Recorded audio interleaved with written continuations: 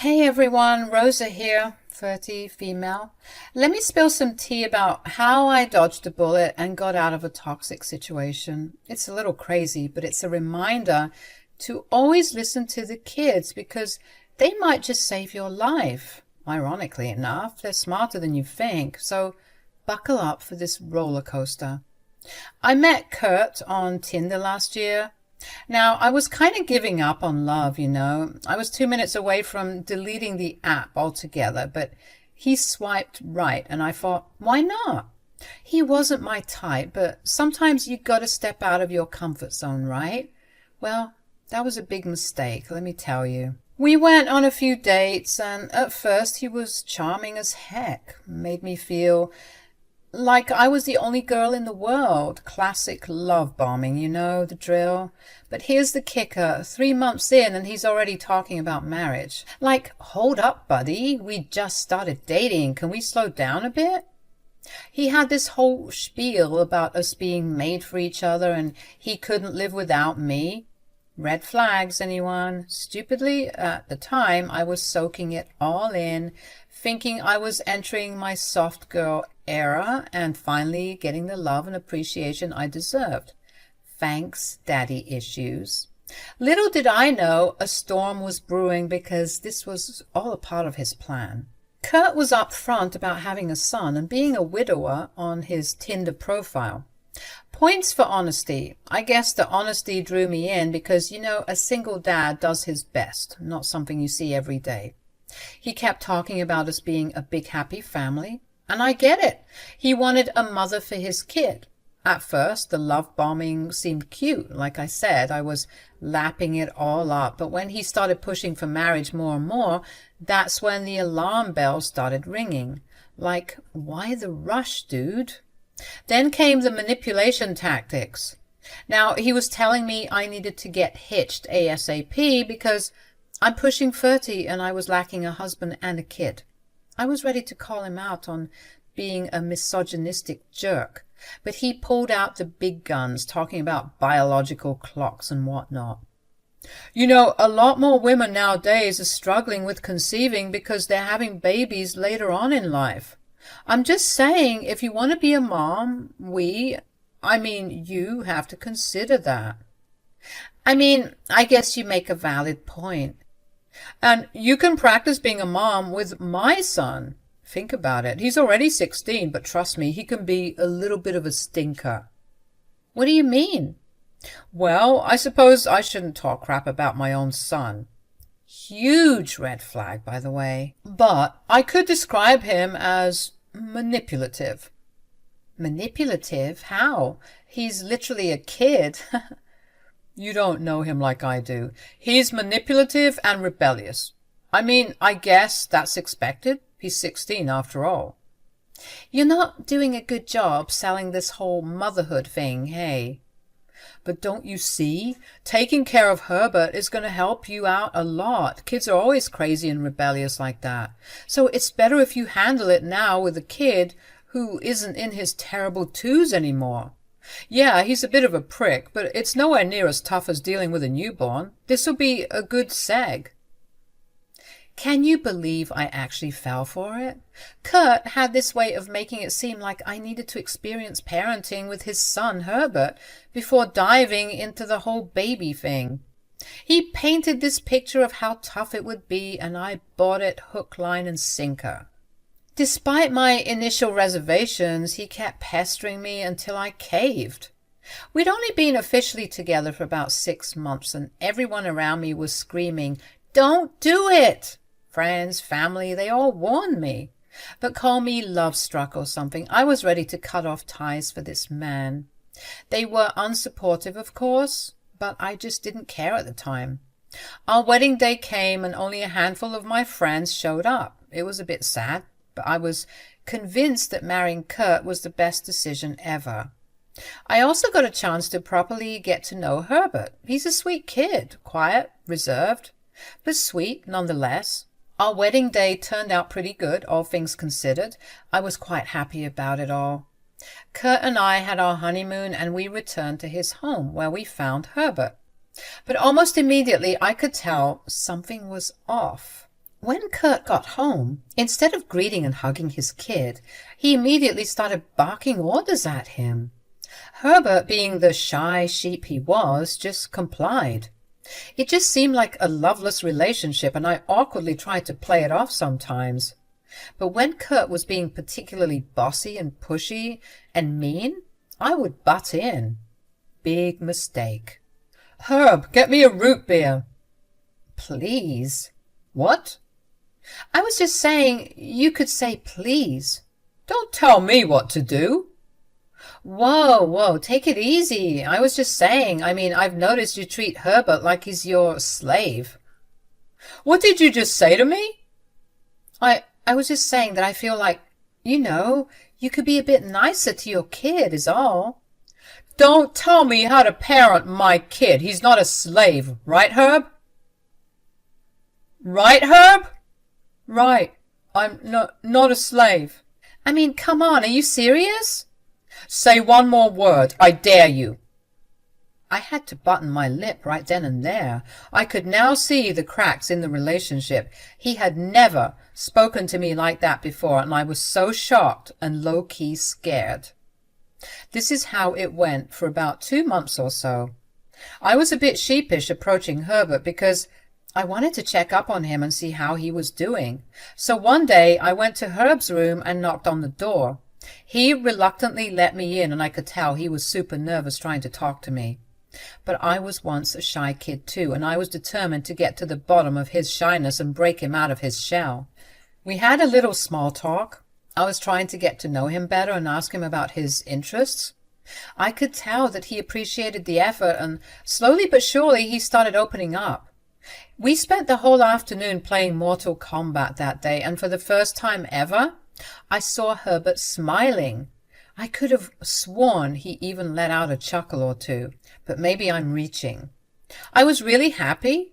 It finally felt like I had an ally in this war zone I called home. You might have suspected it by now, but I was starting to resent Kurt and all the crap he was doing. He became the poster child for wife beaters, your typical emotionally unavailable drunk, always stumbling home and cursing at everyone and everything. A very angry man. I honestly felt a bit catfished. Not by looks, but by personality. He was such a sweet guy at first, and I knew that he could return to that if I just waited for him to get better. But yet again, that was a huge mistake. You see, folks, you can't wait for someone to do better. This was his plan all along, to lure me in and give me a false sense of security so that he could spread his abusiveness. It was sick, and I never expected myself to be in such a situation. And of course, I thought about ending things, on many occasions even, but I couldn't just leave, Things were different now. We were married, and getting a divorce, especially with a man like Kurt, can be very ugly. Plus, I couldn't bear the thought of leaving Herb behind to deal with all that drama. I felt really stuck. One day, I mustered the courage to talk to Herb about some things that were a bit more serious. I was hoping that I could get some incriminating evidence because I couldn't really sue the man for yelling at me and being a bit verbally abusive. I could, but do you really think the justice system would tend to a case like that? So I put on my big girl panties and got to work trying to get Herb to open up to me. "Hey, Herb." "Oh, hey, Rosa. How are you?" "I'm good, thanks. I wanted to ask you a couple of questions, if that's okay with you." Sure. What about?" "I just wanted to talk about your father." "Oh, I don't want to talk about him." "Why not?" "Well, he's just... Suddenly we heard Kurt yelling from behind us, asking us what we were doing and what we were talking about. We both quickly told him it was nothing, and Herb ran to his room, leaving me to deal with Kurt. Thanks, buddy. Kurt was fuming, getting really close and trying to intimidate me. I was a bit scared, but I was also shocked. Like, who do you think you're stepping up to? It was a bit challenging and bold, I'll admit. I didn't know where that strength came from, but I guess you could say I was just tired of the BS. "What the hell do you think you're doing?" "I'm not doing anything." "You think you can come here and turn my son against me, huh?" "I don't know. Do I need to?" "Excuse me?" I'm just saying, with the way that you treat this kid, I wouldn't be surprised if he's already contacted the authorities. Immediately, when I mentioned the cops, Kurt kind of just turned pale and shriveled up a bit. He didn't look so big and scary now. If anything, he was the one who was looking scared. He was backing off, and I knew I hit a sore spot.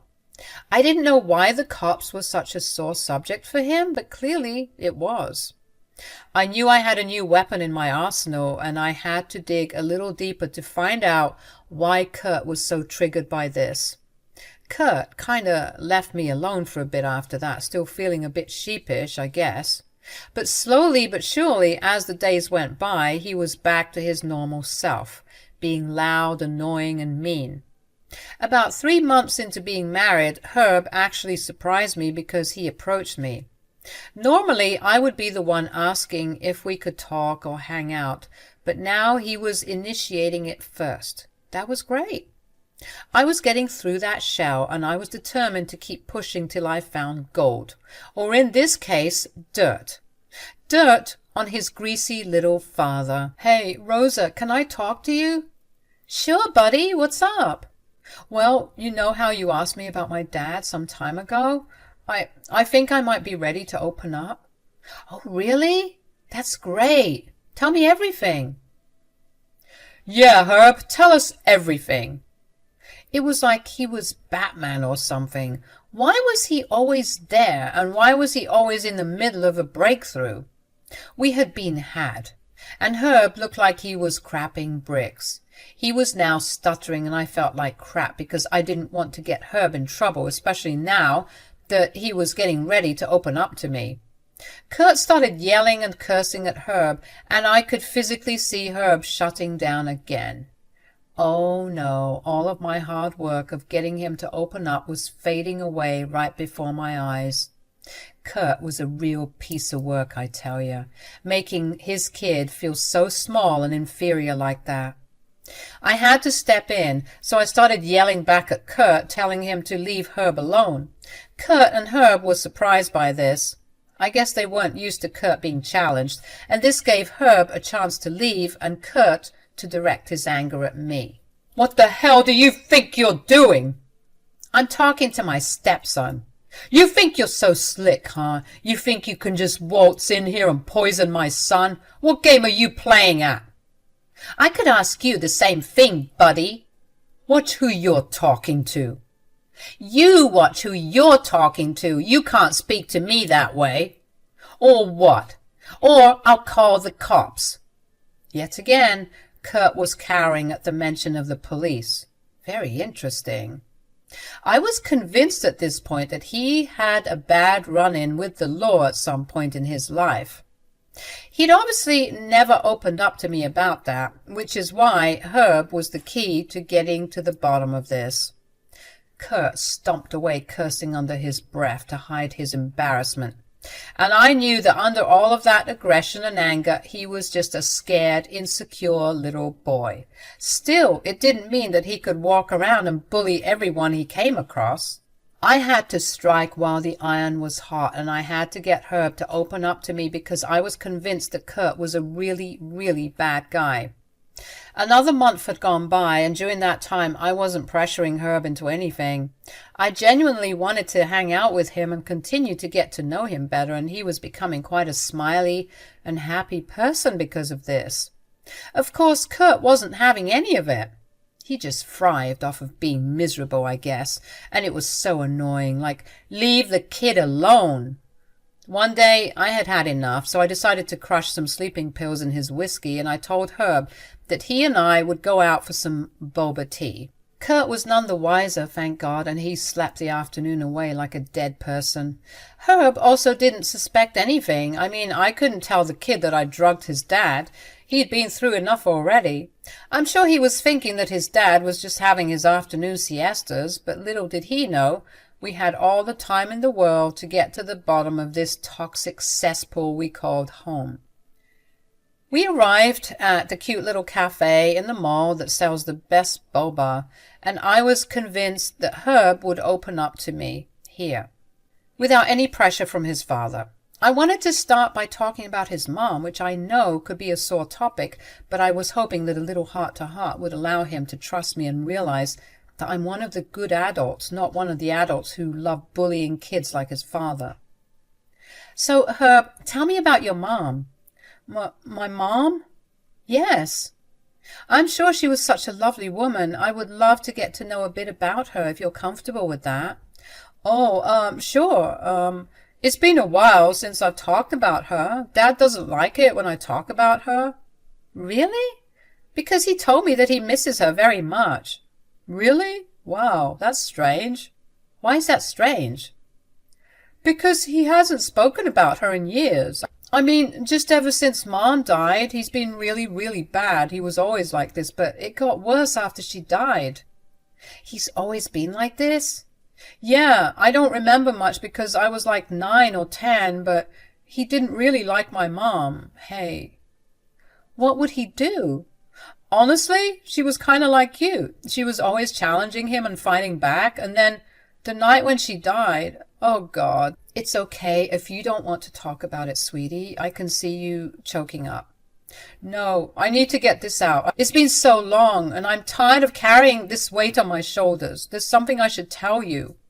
What's going on? The night my mom died, they got into a huge fight. She had sent me to my room because she didn't want me to see what was happening. I tried to go to sleep, and I guess eventually I did, because when I woke up in the morning, my dad told me that she had died. What? How did it happen? He never really said. He just said he went to sleep and he woke up and found her dead. Wow, that's really suspicious. I thought so too, but every time I tried to bring it up, he would yell at me. I'm so sorry you had to go through that. You didn't deserve that. I learned that I needed to just keep my head low because no matter what I did, he was always yelling at me. We need to get to the bottom of this, Herb. I can only help you if you help me help you. I can't, okay? I can't do it. You should run while you still can because this family has a whole closet full of skeletons, okay? What skeletons? I can help you, I promise. I'm not going to leave your side. He paused after I said that. It looked like he was trying to hold back tears.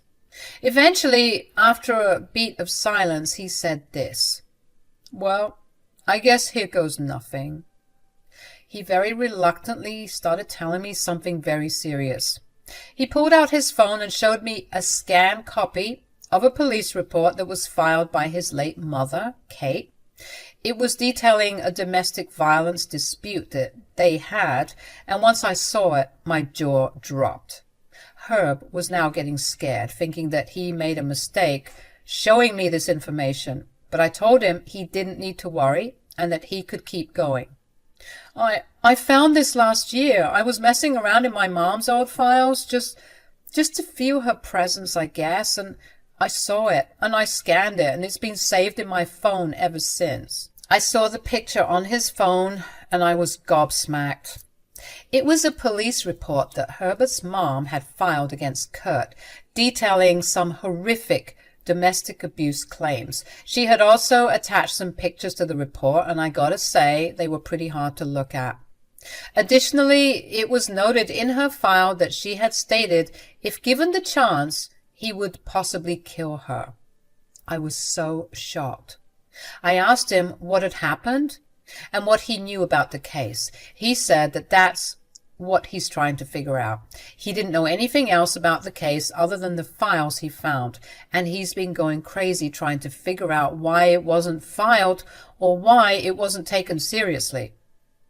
This kind of thing happens all the time, though. People see women suffering, and they do nothing about it. Even the people who are supposed to help us don't help us at all. This is the worst thing I've ever seen. I'm so sorry. It all just seems hopeless. My whole life I've been beaten down by him. I don't know. It just doesn't seem like anything will change, and if I say something, he might do something to me. I'll make sure that doesn't happen. No, Rosa, you've been so nice to me. I thank you. But if you want my advice, you should run as fast as you can, like I said. This is my family mess, and I guess I'll just have to deal with it. I wouldn't take no for an answer. I hugged Herbert and told him that everything was going to be okay and that we'd get through it together. I assured him that the moment we got home, we were packing up some things and going to stay at my friend Martin's place. Herbert was, of course, trying to resist it, saying that this was all a big mistake, but I assured him that he did the right thing by telling me about the case file his mom made. When we got home, we saw that Kurt was still passed out, so we hurriedly got some stuff and went our merry way to my friend Martin's to get away from Kurt's crazy ass. Herbert and I went to the police station shortly after we got a bit settled at my friend's place. I told them everything Herbert had told me, showed them the proof, and requested a psychologist to check up on Herbert because he had been through a lot.